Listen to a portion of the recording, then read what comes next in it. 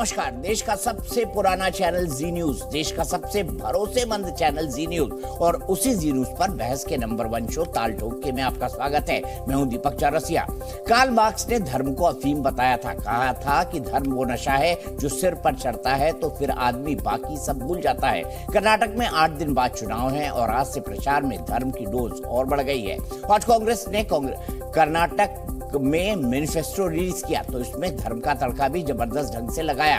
कांग्रेस ने ऐलान किया कि सत्ता में आई तो जैसे बीजेपी ने पीएफआई को बैन किया वैसे ही वो बजरंग दल को बैन करेगी। लेकिन लाइन मेरे ख्याल से इससे भी ज्यादा क्लियर है। उनका कहना है कि बजरंग दल और पीएफआई जैसे हेट्रेड फैलाने वाले संगठनों को बैन किया जाएगा। मेरे ख्याल से ये क्लैरिटी मैं आपको दे देता हूं क्योंकि मैंने साफ साफ कांग्रेस मैनिफेस्टो के अंदर वो लाइनें पढ़ी हैं।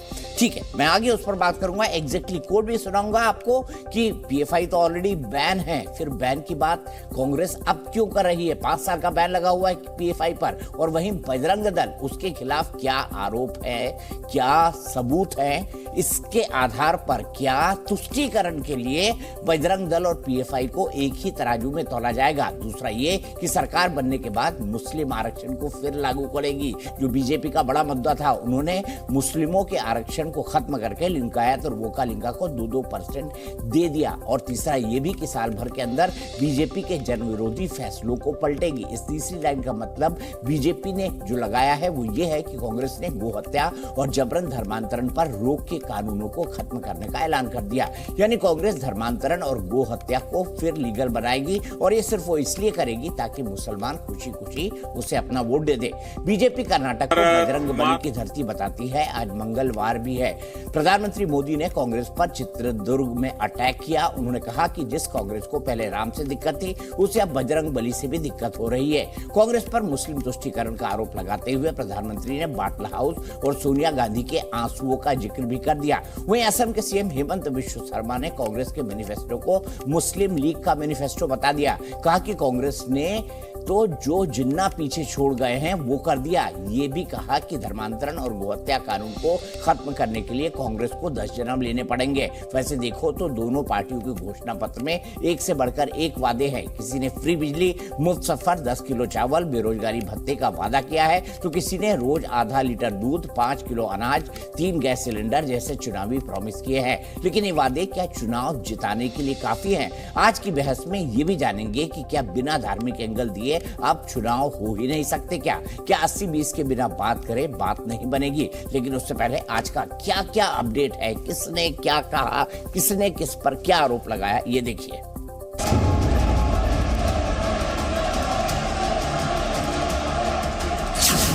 कांग्रेस पार्टी को प्रभु श्री राम से भी तकलीफ होती थी और जय बजरंग बली बोलने वालों से भी तकलीफ हो रही है। बाकी लोग कर्नाटक की जनता की बात कर रहे हैं। नरेंद्र मोदी जी आके कर्नाटक के चुनाव में सिर्फ नरेंद्र मोदी जी की बात कर रहे हैं। कांग्रेस का इतिहास आतंक और आतंकवादियों के तुष्टीकरण का है। धर्म को दूसरे धर्म से भिड़ाने की राजनीति करेंगे। उन सारे ग्रुप्स को, उन सारे संगठनों को बैन तो किया ही जाएगा, उनको अंदर भी रख दिया जाएगा। प्रखर राष्ट्रभक्त संगठन बजरंग दल की तुलना एक कुख्यात राष्ट्र विरोधी आतंकवादी और प्रतिबंधित संगठन पीएफआई के साथ की है, वह बहुत दुर्भाग्यपूर्ण है। सिद्धरामैया जी जीते तो पीएफआई पर से बैन हटा लेंगे, मेरी बात याद रखना।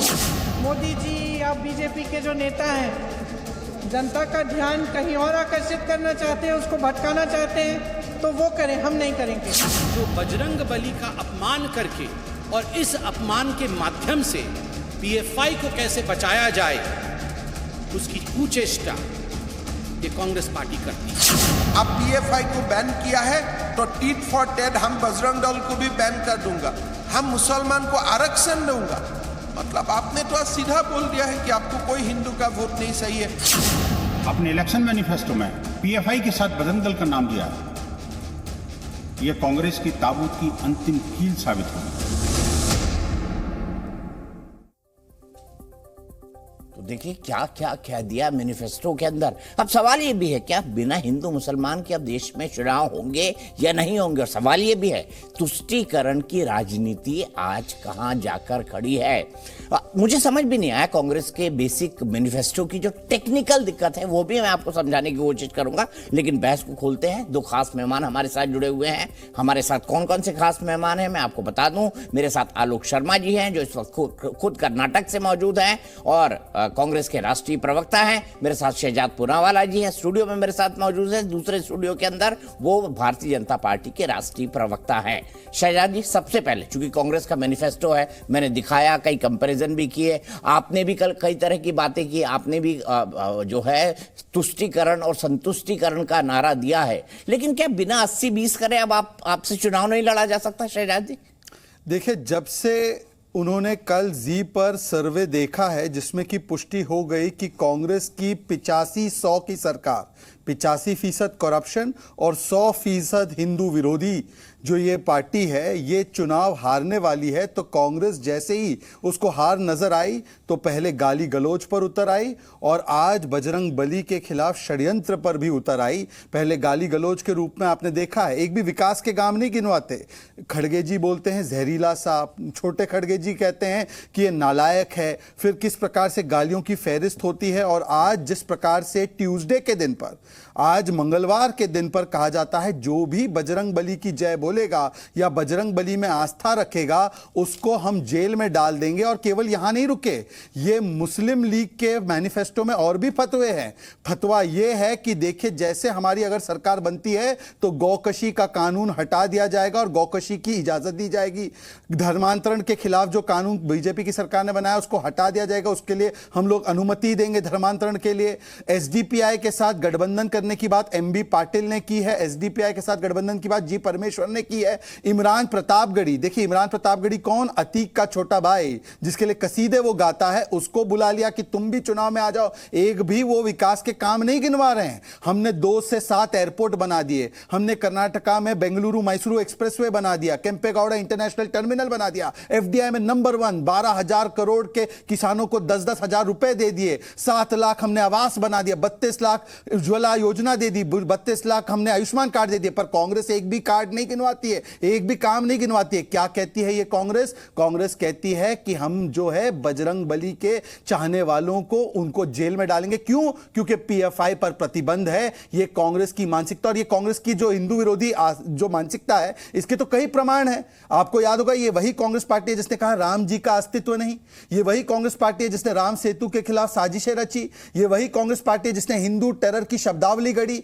ये वही कांग्रेस पार्टी है जिसने भगवा आतंक कहा, ये वही कांग्रेस पार्टी है जिसने हिंदुत्व को आईएसआईएस और बोको हराम से जोड़ा, ये वही कांग्रेस पार्टी है जो बार बार हिंदुओं के खिलाफ किस प्रकार की शब्दावली इस्तेमाल करती है और हिंदू देवी देवताओं के खिलाफ और राम मंदिर के खिलाफ काले कपड़े पहनकर बैठ गए। राम जी को, रामलला को इन्होंने लॉक में रखा। आज बजरंग बली के जो हमारे आस्था रखने वाले लोग हैं उनको लॉकअप में भेजने का ये मुस्लिम लीग का मैनिफेस्टो है और कुछ नहीं है। ठीक है, मैं सीधे आलोक शर्मा जी के पास चलता हूं। आलोक शर्मा जी, पहली चीज आप पर बड़ा आरोप चस्पा कर रहे हैं। मैं देख रहा हूं आप खुद पंडित आदमी हैं, आप टीका लगाए बिना मैंने कभी आपको शो में नहीं देखा। लेकिन देखिए बीजेपी ने कहां आपको खड़ा कर दिया कि ए कांग्रेस की मानसिकता हिंदू विरोधी है, बी कांग्रेस तुष्टीकरण की राजनीति करती है। जो आरोप लगाए उसका जिस्ट बता रहा हूं। और यह भी कि भाई बजरंग बली के दिन यानी मंगलवार के दिन आपने बजरंग दल को बैन करने की बात कही और उसको पीएफआई के बराबर कर दिया। देखिए मुझे लगता है दीपक जी इससे ज्यादा हास्यास्पद कुछ नहीं हो सकता जिस तरह के तर्क ये दे रहे हैं। आपने भी कहा कि क्लैरिटी में कर देता हूं शो के सबसे पहले, मैं भी वो सेंटेंस पढ़ देता हूं, दर्शक भी समझ जाएंगे उसमें क्या लिखा है। लेकिन बीजेपी एक ऐसी पार्टी है ये गंजों को कंघी बेच सकती है। इन्होंने जो जो एक एक आरोप लगाए हैं शहजाद जी ने, मैं सबका उत्तर दूंगा। We will take decisive action as per law. पहला पार्ट है as per law, including imposing a ban on any such organisation. अब बात आती है कि क्या इस संविधान में या भारत में प्रभु राम, शिव भगवान या किसी भी भगवान के नाम पर अगर कोई ऑर्गेनाइजेशन विश्व हिंदू परिषद बना ले और उसके फिर सैकड़ों कार्यकर्ता दंगों में लिप्त पाए जाएं, तो क्या वो कार्यकर्ता कानून से ऊपर हैं? पूरा देश देख रहा है आज। जय श्री राम के नारे लगाओ, नारों में तलवार निकालो, बंदूक निकालो, तमंचे निकालो, और उसमें मैक्सिमम कार्यकर्ता बीजेपी के, और हुड़दंग करो। तो क्या उन कार्यकर्ताओं को, क्योंकि वो भगवा झंडा लेकर चल रहे हैं मोटरसाइकिल पर लगाकर, क्या उनके खिलाफ कानूनी कार्रवाई नहीं होनी चाहिए? पहला सवाल। दूसरी चीज, राम जी के अस्तित्व की बात की, सेम एफिडेविट जो हमने दिया था वही स्टेटमेंट पार्लियामेंट में पिछले साल इस सरकार ने दी। मां सीता का अस्तित्व नहीं है, 16 जुलाई 2016 को महेश शर्मा ने पार्लियामेंट में सेम स्टेटमेंट दी। खैर, मैंने तो कहा एक गंजों को कंघी बेच सकते हैं। सर ये भी कला है आलोक भाई, गंजों को कंघी बेचने में कला है। हाँ कला है बिल्कुल, लेकिन वो देश के लिए बहुत घातक है। दीपक जी, मैं भी इनका सारा कच्चा चिट्ठा खोलूंगा, पूरा लंबा शो। कर्नाटका में मोदी जी आए, मुझे गाली दे दी, मुझे गाली दे दी, रो रहे हैं। अरे भाई किसने गाली दे दी? नालायक कह दिया। अरे भाई नालायक कहना भी गाली हो गई। तमाम चीजें ऐसी हैं जिनके पीछे छुपकर खड़ा होना चाहती है बीजेपी। 40% की कमीशन की सरकार चली। इनके एमएलए कहते हैं 2500 रुपए में सीएम बनता कर्नाटक में। इनका एमएलए कहता हम नहीं कह रहे। 100 करोड़ रुपए में 2500 करोड़ में सीएम, 100 करोड़ में मिनिस्टर, 10 करोड़ में वाइस चांसलर, ये इनकी रेट लिस्ट है। उससे कैसे ध्यान भटकाया जाए? कोई सप्लाई, कोई कॉन्ट्रैक्ट 40% कमीशन होना चाहिए। केवल मठ को छोड़ रखा है इन्होंने, जो मंदिरों के हैं उसमें उन्होंने लिख के दिया कि हमसे 30% लिया है बस। देश के प्रधानमंत्री को जवाब देना चाहिए कि ऑपरेशन कमलम से जो सरकार बनाई, 1.5 लाख करोड़ रुपया लूटा, 90% पिछली बार के मैनिफेस्टो के जो वायदे थे वो पूरे नहीं हुए, महंगाई चरम पर है। किस तरह से इन्होंने घोटालों की एक लंबी फेहरिस्त बना दी। कोरोना घोटाला, पब्लिक जो पीएसआई घोटाला 1 करोड़ रुपया पर हेड, एई घोटाला, सीएम घोटाला, वाइस चांसलर का 414 करोड़ का घोटाला, सॉक्स एंड बुक्स का घोटाला, बिटकॉइन का हजारों करोड़ का घोटाला। 40% की कमीशन सरकार चलाने वाले लोग आज ये कह रहे हैं कि आज बजरंग बली, क्योंकि हनुमान जी का मंगलवार का दिन, मतलब इन्होंने भगवान के दिन भी बांट दिए। मैं हनुमान जी का भक्त हूं, मैं तो ये मानता हूं सारे दिन हनुमान जी के हैं, मतलब भगवान जी का दिन भी बांट दिया इन्होंने। राजस्थान में चुनाव था तो हनुमान जी दलित थे, तब तो बेइज्जती नहीं हुई थी हनुमान जी की, तब तो बहुत सम्मान हुआ था। और बजरंग दल के जो हुड़दंगी कार्यकर्ता हैं, जो तलवार और तमंचे लेकर निकलते हैं, वो तो हनुमान जी का सम्मान करते हैं बहुत। 50 जगह मीडिया के कैमरा ने कहा, जो हुड़दंगी है उनके सामने भाजपा के, कि भाई हनुमान चालीसा के 4 सेंटेंस सुना था। 4 सेंटेंस याद नहीं थे, 4 उनको चौपाई याद नहीं थी उनकी। लेकिन दुर्भाग्य ये है कि भगवान के पीछे कैसे छुपा जाए वो काम करना है। यहां पर पे सीएम चल रहा है कि पेमेंट करो सीएम बनो। मतलब घोटालों की 50 घोटालों की लिस्ट मेरे हाथ में, ठीक है। और उसके बाद भी आपको कहां जाना है? हिंदू मुस्लिम पर जाना है। देश के गृह मंत्री कह रहे हैं कि अगर कांग्रेस आ गई तो दंगे होंगे। क्या उस देश के गृह मंत्री को अपने पद पर बने रहने का अधिकार है? ठीक है, जवाब ले लेते हैं। इसका मतलब आपने भी कई सारी बातें कहती, हम अब डिबेट खोलेंगे, टेक्निकल पॉइंट पर भी आऊंगा और आपने जो पढ़ के सुनाया सफाई आलोक जी, उस पर भी आऊंगा, दोनों चीजों पर आऊंगा। लेकिन शहजादपुरा वाला जी, आप पर आरोप है कि आप गंजों को कंघी बेच रहे हैं, मतलब जो बोल्ड है, जो टकले हैं, उनको भी आप कंघी बेच लेते हैं। और दूसरी बात, साथ साथ उन्होंने कई गृह मंत्री कह रहे हैं दंगे हो जाएंगे। देखिए, ऐसा है कि कांग्रेस पार्टी तो वो है कि अगर किसी के पास 1 रुपया भेजती है तो वहां से भी 85 पैसे कैसे लूटना है, ये कांग्रेस की महारत है। और कांग्रेस ने अभी कहा कि एज पर लॉ हम कार्रवाई करेंगे। एज पर लॉ बता दूं दीपक जी, पीएफआई पर तो प्रतिबंध है, पर जब इनके सिद्धरमैया जी मुख्यमंत्री थे, ये इंडियन एक्सप्रेस की रिपोर्ट है, 175 केस पीएफआई के खिलाफ खत्म कर दिए गए, उनको मासूम बनाया गया। और उस समय पर केसी वेणुगोपाल कर्नाटका के इनके वहां पे नेता भी थे, उनका भी बयान है कि पीएफआई पर कोई प्रतिबंध का बात सवाल उठता ही नहीं। दूसरी बात जो मैंने स्पेसिफिकली पूछी थी, ये सिद्धरमैया जी का, मैं आपको कोट करके बता रहा हूं, उनका लेटेस्ट बयान है। सिद्धरमैया जी कहते हैं कांग्रेस आई तो हम anti conversion and cow slaughter law को रिपील करेंगे। ये उनका अधिकृत ऑन रिकॉर्ड स्टेटमेंट है। मतलब कि कांग्रेस पार्टी तीन चीजें कह रही है कि पीएफआई पर एज पर लॉ क्या कार्रवाई होगी, जो उन्होंने पहले की केसेस खत्म कर दिए जाएंगे, या तो जो बजरंग बली की जय बोलता है उसको जेल में डालेंगे, या पीएफआई के कार्यकर्ताओं को छोड़ दिया जाएगा, क्योंकि एज पर लॉ सिद्धरमैया जी ने उनको पहले भी छोड़ा था। दूसरा, एज पर लॉ हम एंटी कन्वर्जन लॉ को खत्म कर देंगे, एज पर लॉ हम एंटी जो काउ स्लॉटर बिल है लॉ है उसको भी खत्म कर देंगे। अब ये बोलते हैं करप्शन के बारे में। मैं पूछना चाहता हूं दीपक जी, करप्शन को लेकर ये 40% करते हैं, आज तक एक एफआईआर इन्होंने दर्ज नहीं करवाई वो करप्ट कॉन्ट्रैक्टर के नाम पर, जिसको खुद को जेल जाना पड़ा। परंतु इस देश के एक प्रधानमंत्री ने कहा 85% करप्शन मेरी सरकार करती है, क्योंकि उस समय केवल कांग्रेस थी बूथ से लेकर संसद तक। दूसरी बात, डीके शिव कुमार पर तो 2 करप्शन के केस है, ईडी की चार्जशीट भी हो चुकी है, सीबीआई केस में वो हाईकोर्ट तक गए थे, हाईकोर्ट ने उनको कोई राहत देने से मना कर दिया था। तो बताइए कि जो डीके शिव कुमार वाली पार्टी है, जिसके राष्ट्रीय अध्यक्ष और राष्ट्रीय उनके नेता अध्यक्ष पूर्व के, वो दोनों ही बेल पर बाहर हो, जिनके नेता 85% सरकारें चलाते हो, वो करप्शन पर किसी के बारे में बोले। और बाकी सब तो छोड़ दीजिए, एक दिलचस्प बयान लेकर आया हूं, क्योंकि नए अब इनके यहां पर शामिल हुए हैं जगदीश शेट्टार। मैं आपको जगदीश शेट्टार का ही बयान दिखाता हूं कि किस प्रकार से जगदीश शेट्टार ने कहा है कि सबसे ज्यादा अगर कोई भ्रष्ट सरकार थी तो वो सिद्धरमैया की सरकार थी। ये देखिए, अब तो जगदीश शेट्टार उनके है ना, जरा जूम इन कीजिए कैमरा पर्सन। जगदीश शेट्टार कहते हैं Siddaramaiah responsible for increasing corruption in state.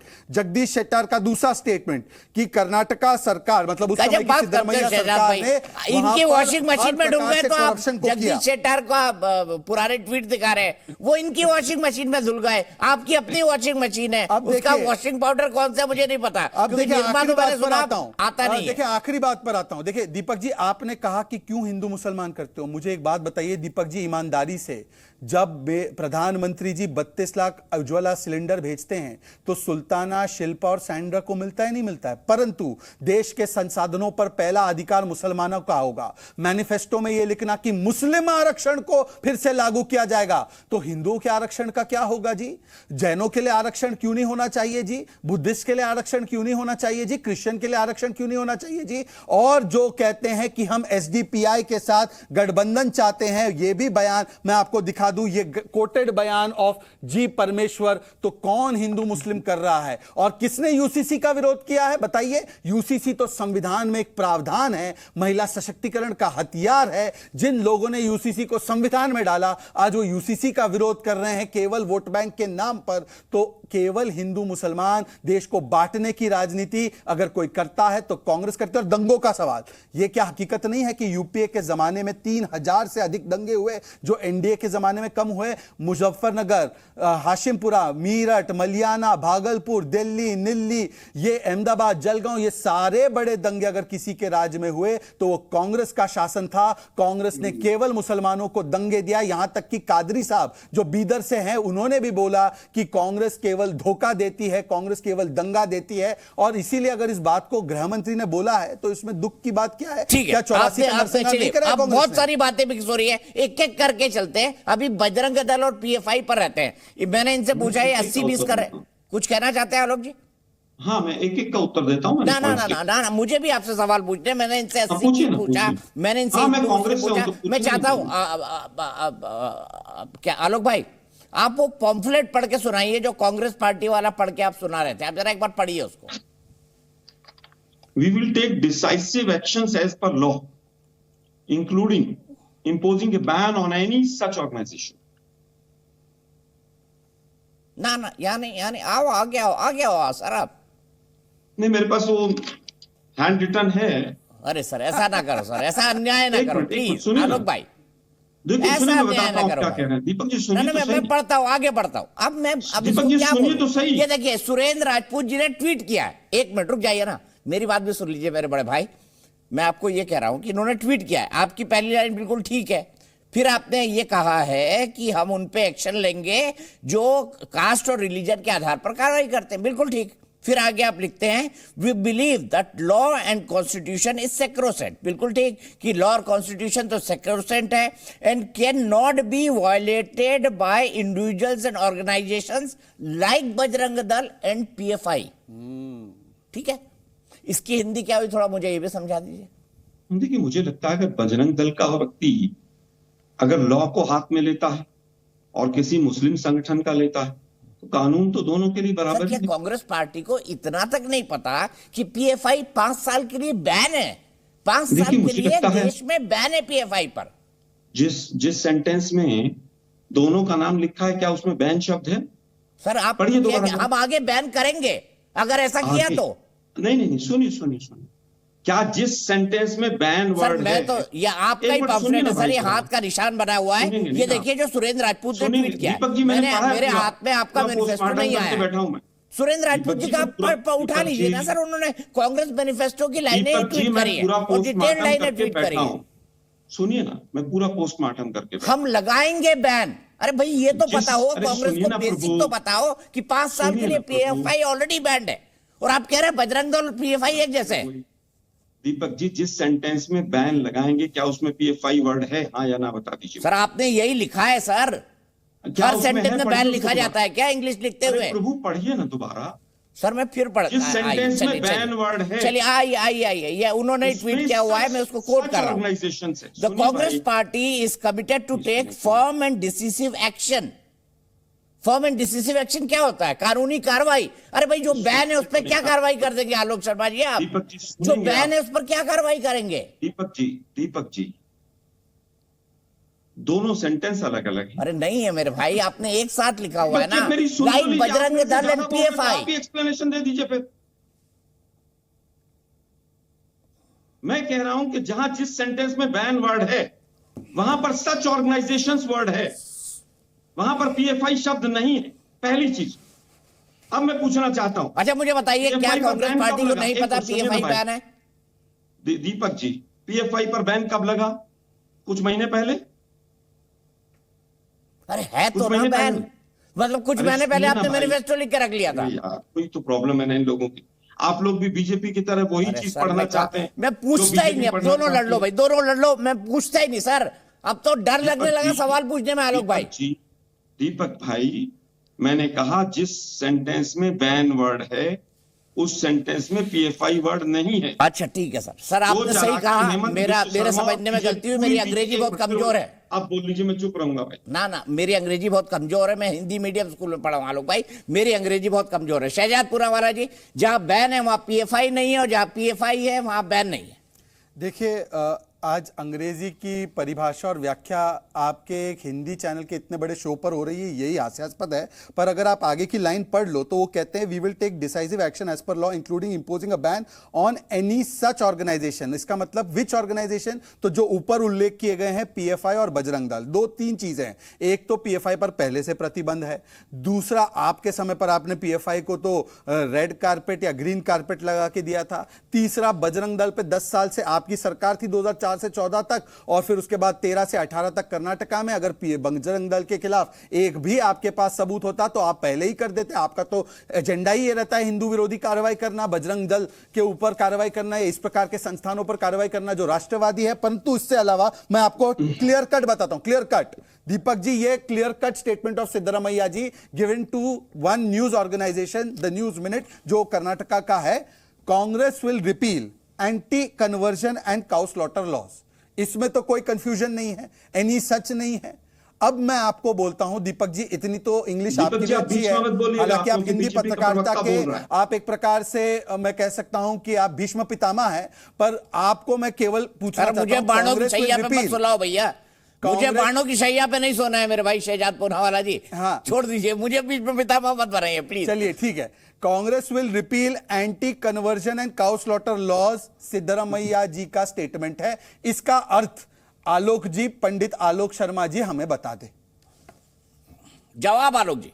मैं उत्तर दूं दीपक जी, उत्तर दूं मैं? सर मैं कह रहा हूं जवाब आलोक जी।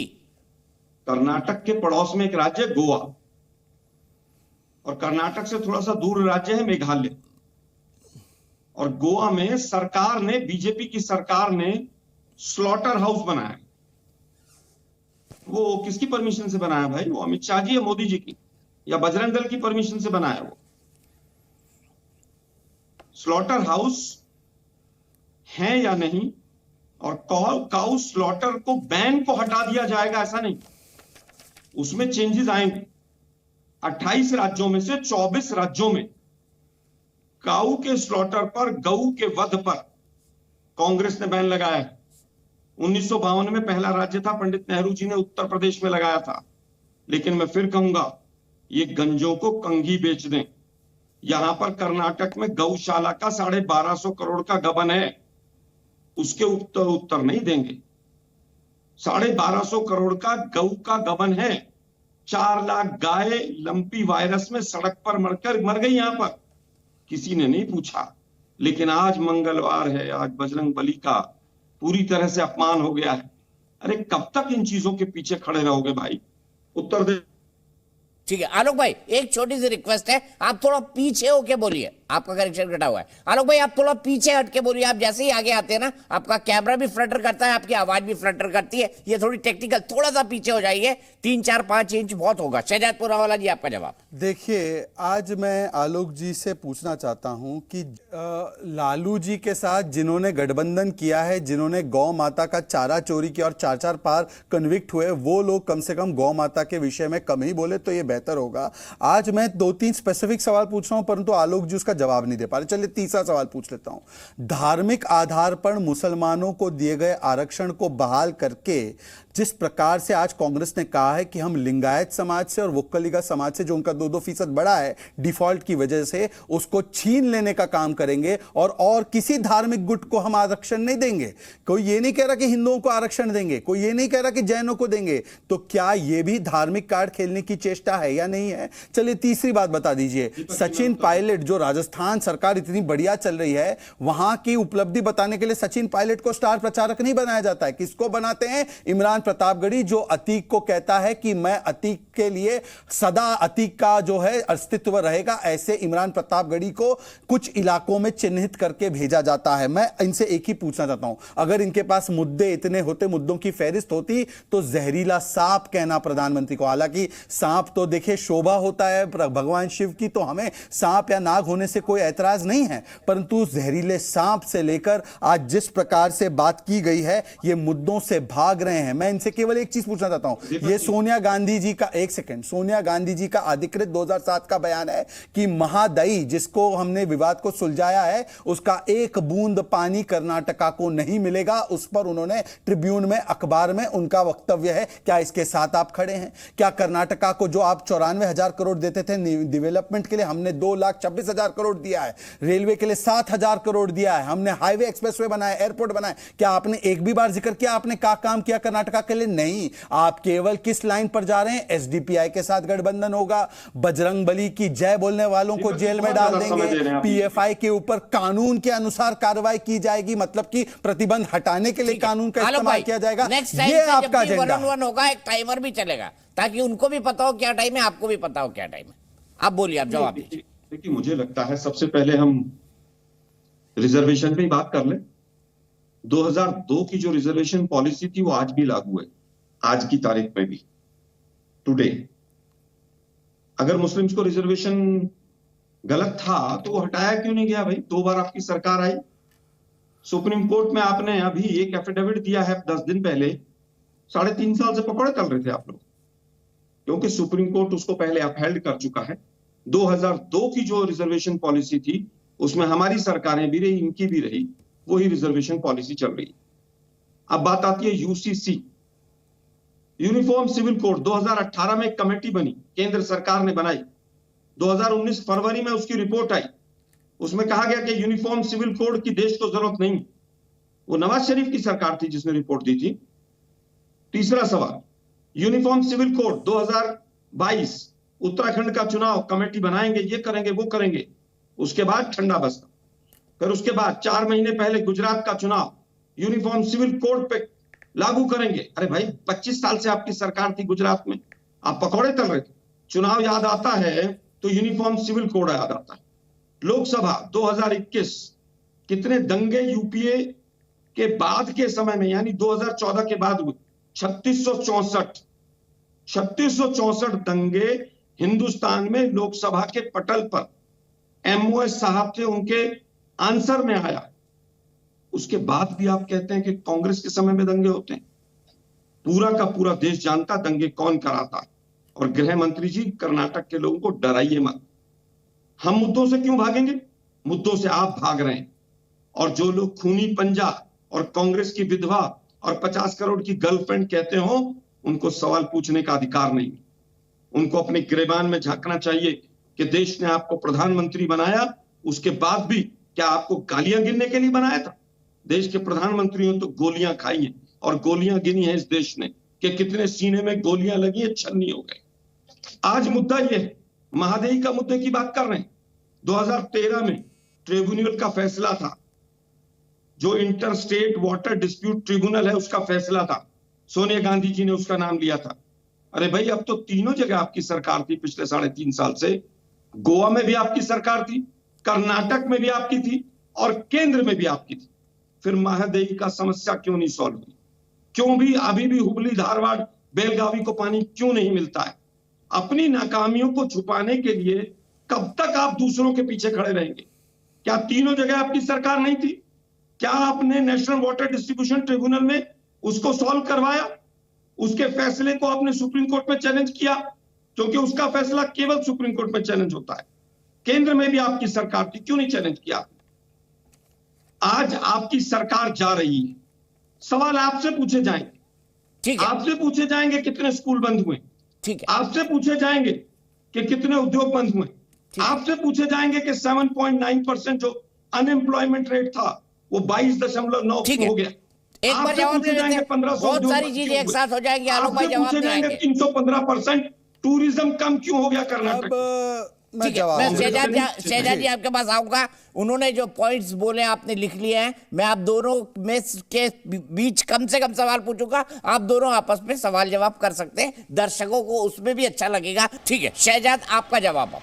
आलोक जी ने कई सारे सवाल एक साथ उठाए। हाँ, देखिए अभी आलोक शर्मा जी ने क्या कहा कि यूसीसी के संबंध में उत्तराखंड की सरकार में चुनाव में घोषणा कर दी, किया क्या? उसके बाद पैनल भी बना और अभी कल का अधिकृत बयान है, मुख्यमंत्री ने कहा है बहुत जल्द वो पैनल से ड्राफ्ट भी सामने आ जाएगा, आप भी चेक करवा सकते हैं, ये ऑन रिकॉर्ड बयान है। दूसरी बात उन्होंने कहा, अरे भाई साहब, कर्नाटका का अनएम्प्लॉयमेंट रेट देश में सबसे कम है 2.1%, राजस्थान का 20% से ऊपर है पिछले 1 साल से। आपने स्कूल की बात की, 7 मॉडल यूनिवर्सिटी, पहला स्टेट एनईपी इंप्लीमेंट करने के लिए 2 IIT Raichur, IIT Dharwad, 1.5 lakh students को टैबलेट, 8,725 करोड़ की स्कॉलरशिप। आप गिना दीजिए कितनी आईआईटी आपने बनाया। आपने तो आईआईटी जो है 7 बनाई 70 वर्षों में, हमने पिछले 9 वर्षों में 8 और आईआईटी जोड़ दिए। ये हमारी उपलब्धि है। अब आते हैं विषय पर कि किस प्रकार से इन्होंने रिजर्वेशन की बात की। भाई साहब, मैं आपसे एक चीज पूछना चाहता हूं, रिलीजियस रिजर्वेशन, मुस्लिम आरक्षण हम देंगे क्योंकि ये सही है, तो क्या आप आज अधिकृत रूप से कह रहे हैं कि जो लिंगायत समाज को,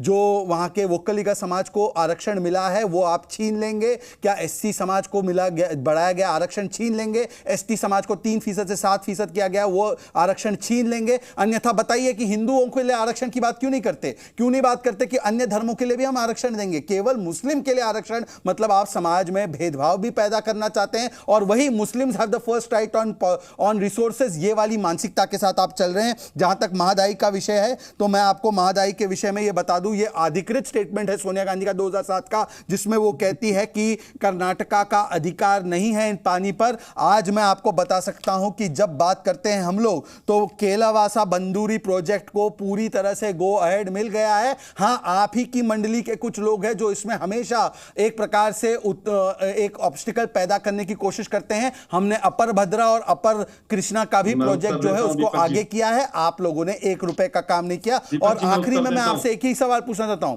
आज अगर आप कर्नाटका की जनता के साथ है तो बताइए कि क्या आप रिलीजियस रिजर्वेशन के साथ है या उसके खिलाफ है? हम तो मानते हैं कि रिलीजियस रिजर्वेशन को बहुत पहले खत्म होना चाहिए था। ठीक है, क्या आप मजहबी आरक्षण के साथ हैं आलोक शर्मा जी, जब आप कह रहे हैं कि अल्पसंख्यकों को यानी मुसलमानों को आरक्षण दिया जाएगा? देखिए, आरक्षण जो 2002 में था कर्नाटक में, वही आज की तारीख में भी लागू है। और अगर उसको समाप्त करना था तो कोई इनकी सरकार पकौड़े तल रही थी क्या? मेरा तो सीधा सवाल है, 2013 का स्टेटमेंट महादाई पे फंस गए अभी। मैं कह रहा हूं तीनों जगह सरकार आपकी, गोवा में भी, कर्नाटक में भी और केंद्र में भी, और रोड़ा हम अटका रहे हैं। अरे भाई, वाटर ट्रिब्यूनल का, इंटर स्टेट वाटर ट्रिब्यूनल का डिसीजन है, अब तो वो सॉल्व हो चुका है। अगर उसको चैलेंज कर रहा था तो आप सुप्रीम कोर्ट क्यों नहीं गए? हम तो सीधा सवाल आपसे पूछ रहे हैं, उसका जवाब नहीं देंगे आप। इधर भागेंगे, उधर भागेंगे, यहाँ भागेंगे, आपके लोग सुप्रीम कोर्ट जाकर उसमें डंगा लगा रहे हैं। और महादाई पे आपका स्टैंड क्या है, सोनिया जी वाला या आपका? दीपक जी इनको रोकिए, गलत बात है। ठीक, अब इन्होंने कहा यूसीसी पे आधिकारिक बयान आ गया, मतलब 1 साल बाद आधिकारिक बयान आ गया क्योंकि कर्नाटक में चुनाव है। उससे पहले 5 साल किसकी सरकार थी उत्तराखंड में? नवाज शरीफ की सरकार थी। मतलब 6 साल बाद आधिकारिक बयान आ रहा है, किसको बेवकूफ बना रहे हो भाई? ठीक है, मैं कह रहा हूं 2018 में नेशनल गवर्नमेंट ने कमीशन बनाया, रिपोर्ट आई कि यूसीसी नहीं चाहिए। किसको बेवकूफ गुमराह करते घूम रहे हो भाई? ठीक, सेंट्रल लेवल पे क्यों नहीं बना देते फिर यूसीसी का एक पैनल बना के उसमें काम कर दीजिए। वापस आता हूं, इन्होंने कहा एनईपी पहला स्टेट लागू। अरे भाई, new education policy, education concurrent list में है, और अगर सेंटर का कोई भी कानून बनता है वो बाध्यकारी होता है राज्य पे। राज्य अपने अंदर कुछ ही चीजों में चेंज कर सकता है, कोई राज्य ऐसा नहीं है जो एनईपी को डिनाई कर सके। नेशनल एजुकेशन पॉलिसी जो 2014 में आनी थी वो आई 21 में, 7 साल लेट आई वो। उस पर जवाब दीजिए कि न्यू एजुकेशन पॉलिसी 7 साल तक डिले क्यों रही, उस पर नहीं बोलेंगे। पूरा वक्तव्य देख लीजिए शहजाद भाई का, 1 घंटे में हिंदू मुसलमान, तुष्टीकरण हिंदू मुसलमान, उसके अलावा कुछ नहीं। मैं 4 सवाल पूछता हूं। जो विधायक जिसने कहा कि 2500 करोड़ रुपए में सीएम बनता है कर्नाटक में, वो अभी भी आपकी पार्टी में क्यों बैठा है? ईश्वरप्पा, जिसको मंत्री पद से हटाया, मोदी जी फोन पर बात करते हैं, आप बगावत मत कीजिएगा। सतपाल मलिक जो कहते हैं कि मोदी जी को भ्रष्टाचार से कोई दिक्कत नहीं है, वो अभी भी आपकी पार्टी में क्यों बने बैठे हैं? येदियुरप्पा जो कन्विक्ट हैं तमाम केसेस में, कन्विक्ट कहां है आपकी पार्टी? दीपक जी कहां कन्विक्टेड है येदियुरप्पा? नहीं, 1 सेकंड। येदियुरप्पा यदि कन्विक्टेड है मैं डिबेट छोड़ दूंगा, यदि कन्विक्टेड नहीं है तो आप आलोक जी आप अधिकृत रूप से माफी मांगेंगे। कहां है कन्विक्टेड येदियुरप्पा? मैं फिर कहूंगा, येदियुरप्पा कन्विक्टेड कहां है? मैं अपनी बात पर स्टैंड करता हूं, फैक्ट चेक कर लेना। दीपक जी अभी एक मैं आपसे विनती करता हूं, फैक्ट्स दीपक जी अब आने दीजिए मुझे। वापस आता हूं। नहीं, ये दीपक जी अरे बता दीजिए आलोक जी 1 सेकंड दीपक जी 10 सेकंड का इंटरवेंशन दीजिए, यही बोलते रहे, वो विधायक अभी भी बीजेपी में है कि नहीं? इंटरवेंशन दे दीजिए। अरे भाई मुझे केवल ये बता दीजिए 8 करोड़ रुपए जिस विधायक के घर पे मिले थे। एक मिनट आलोक जी आपने कहा येदियुरप्पा कन्विक्टेड है, शहजाद पुरावाला को पूछ ले दीजिए।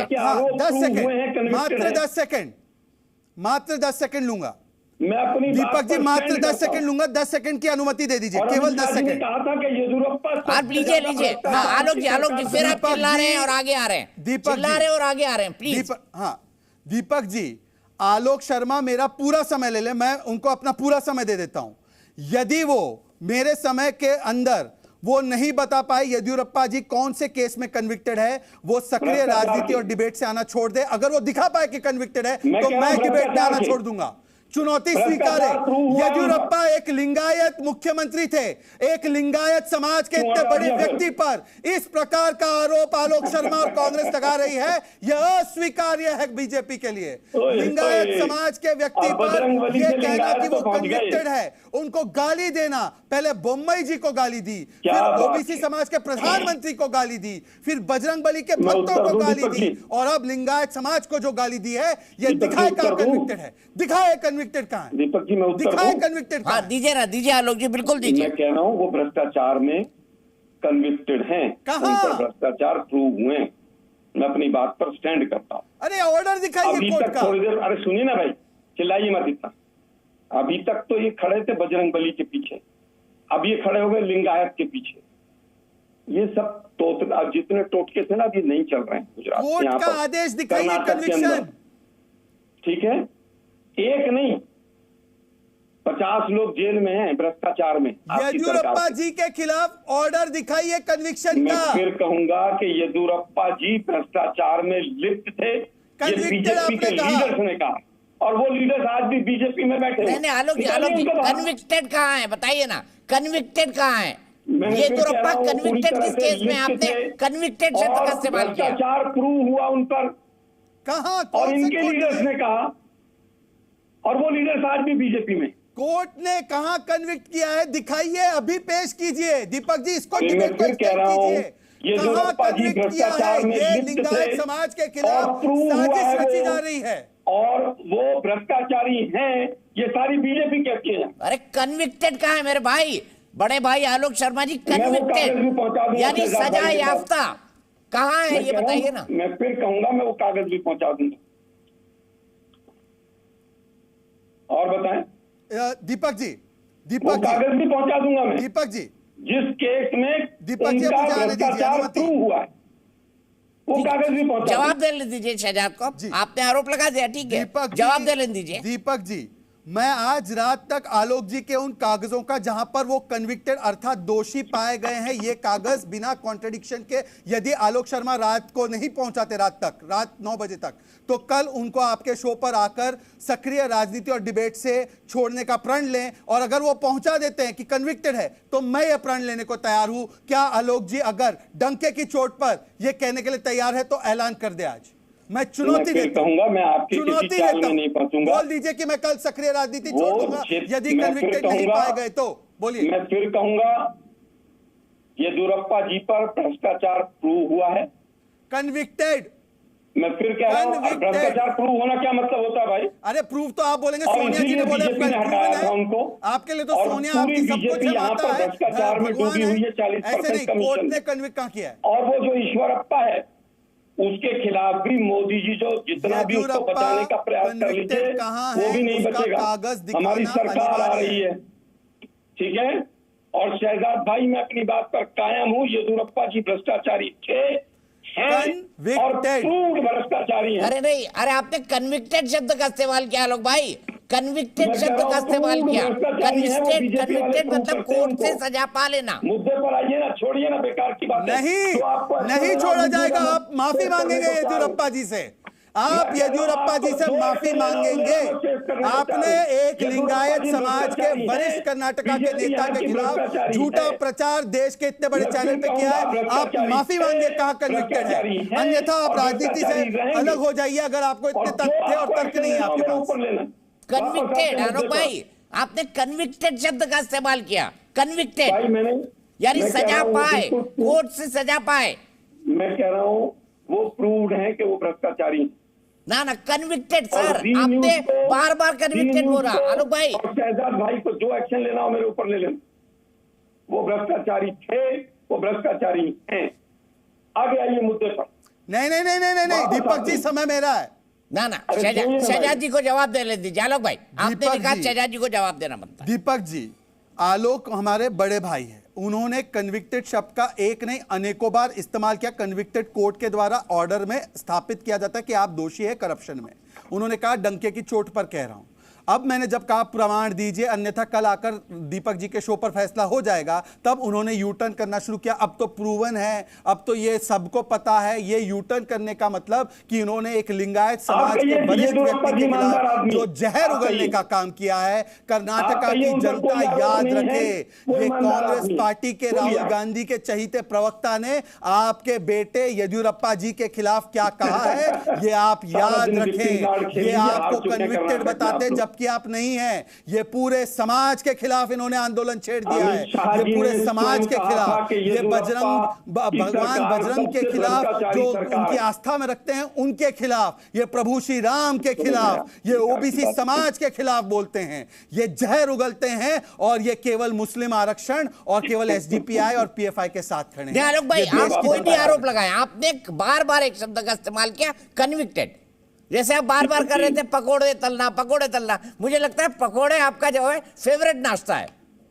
दीपक जी, मुझे ऐसा लगता है कि येदियुरप्पा जो है ना, श्री 1008 येदियुरप्पा महाराज, उन्होंने कभी भ्रष्टाचार नहीं किया। और मैं बिल्कुल बीजेपी से माफी मांग लेता हूं कि साहब उनसे ईमानदार आदमी कोई नहीं। अब ठीक है, अब देश की जनता को भरोसा हो जाएगा। अरे भ्रष्टाचार की सरकार जा रही है, और मैं तो पूछना चाहता हूं, भ्रष्टाचार की लड़ाई अब हम लड़ेंगे यहां से। 2014 के बाद मोदी जी एक FIR नहीं करा पाए किसी एक भ्रष्टाचारी के खिलाफ। अगर 2014 के बाद एक भी भ्रष्टाचार के ऊपर केंद्र सरकार ने FIR कराई हो 9 साल में, और उसमें 2 लोग कन्विक्ट हो गए हों, तो उसका नाम बता के जाएं शहजाद भाई। ये केवल विक्टिम कार्ड खेलना ना बंद कर दीजिए। 7 लाख करोड़ रुपया बैंकों का लेकर लोग 2018 तक लेकर भाग गए देश से। ठीक है, अब आखिरी कमेंट शहजाद पुनावाला का बचा है, इतना ही वक्त है मेरे पास आलोक भाई। दीपक जी, क्योंकि ये करप्शन पर इतने कटिबद्ध है, इनके पार्टी में शामिल हुए नए जगदीश शेट्टर का अधिकृत बयान कि सिद्धरमैया भ्रष्टाचार के लिए सबसे ज्यादा जिम्मेदार, वो भी अब इस पर कार्रवाई करके दिखाने की हैसियत दिखाए आलोक शर्मा की पार्टी। यदि हैसियत है तो जगदीश शेट्टर के दिए गए अधिकृत बयान पर कार्रवाई करके सिद्धरमैया जी को बाहर करा जाए, और येदियुरप्पा जी के खिलाफ, लिंगायत समाज के खिलाफ आज जो आपने जहर उगला है कांग्रेस पार्टी ने, लिंगायत समाज ही नहीं पूरा भारत के लोग और कर्नाटका के लोग इसका ध्यान रखेंगे, संज्ञान लेंगे। अच्छा ठीक है, लास्ट मिनट है, मैं सिर्फ इतना कहना चाहूंगा आलोक भाई, कन्विक्शन वाले वक्त पर, कन्विक्टेड वर्ड पर कल एक बार फिर हो जाए आलोक शर्मा वर्सेस शहजाद पुनावाला, दिखा दीजिए आप जजमेंट। तैयार हूं मैं अपनी बात पर कायम हूं। येदियुरप्पा भ्रष्टाचारी थे, हैं और रहेंगे। कन्विक्टेड नहीं बोला, बोलिए ना कन्विक्टेड है, तो फिर कल फिर मैं बहस के लिए आमंत्रित करता हूं। देखिए दीपक जी, आप बीजेपी का एजेंडा चला रहे हैं। अरे सर, आपको आलोक भाई देखिए ना, यही दिक्कत है। अमित शाह जी की स्टेटमेंट 2 बार चलाएंगे शो पर। सर राहुल गांधी दे दे, उसको 4 बार चला दूंगा मैं। स्वाभाविक है कि आरोप लगेंगे। अरे सर, येदियुरप्पा जी भ्रष्टाचारी थे, भ्रष्टाचारी हैं। राहुल जी से इंटरव्यू दिलवा दीजिए ना, मैं 4 बार चला दूंगा। 2 नहीं 4 बार मैंने कहा, दिलवा दीजिए ना आलोक भाई, कभी अपने भाइयों की सिफारिश कर दिया करिए। कि येदियुरप्पा जी भ्रष्टाचारी थे, हैं और रहेंगे, लेकिन कन्विक्टेड नहीं, आप भी मान रहे। जब आपने बोल ही दिया बीजेपी का एजेंडा चला रहे, तो मैं बोल देता हूं, लेकिन आप मान लिया कन्विक्टेड नहीं है, थे, हैं और रहेंगे, क्योंकि बीजेपी में भ्रष्टाचारी हैं। ना कन्विक्टेड है, वो प्रूव्ड भ्रष्टाचारी हैं। ना कन्विक्टेड है, वो सिद्ध भ्रष्टाचारी, कन्विक्टेड है, वो सिद्ध भ्रष्टाचारी, कन्विक्टेड है। मैंने कहा वो प्रूव्ड कन्विक्टेड है, वो प्रूव्ड भ्रष्टाचारी, कन्विक्टेड है। अब आप खेलते रहिए बीजेपी के हाथ में। अरे सर मेरे को कांग्रेस की ये बात सबसे अच्छी लगती है। वो गली में झगड़ा होता था क्रिकेट खेलते हुए, तो एक बैट बॉल मेरा है, मैं लेके भाग रहा हूँ, मेरे को बैटिंग ही चाहिए। एक लास्ट कमेंट, ठीक है, एक बैटिंग ही करते रहिए आलोक भाई। आप शहजाद पुनावाला 10 सेकेंड आखिरी। ये जो आलोक जी ने यू टर्न किया है ना, कर्नाटका की जनता देखना इनके गारंटी पर भी ये ऐसे ही यू टर्न करते हैं। राजस्थान में आज तक एक गारंटी पूरी नहीं की। 10 सेकेंड आलोक शर्मा जी, आपको भी नहीं तो आप फिर बोलेंगे मैं एजेंडा चला रहा हूँ।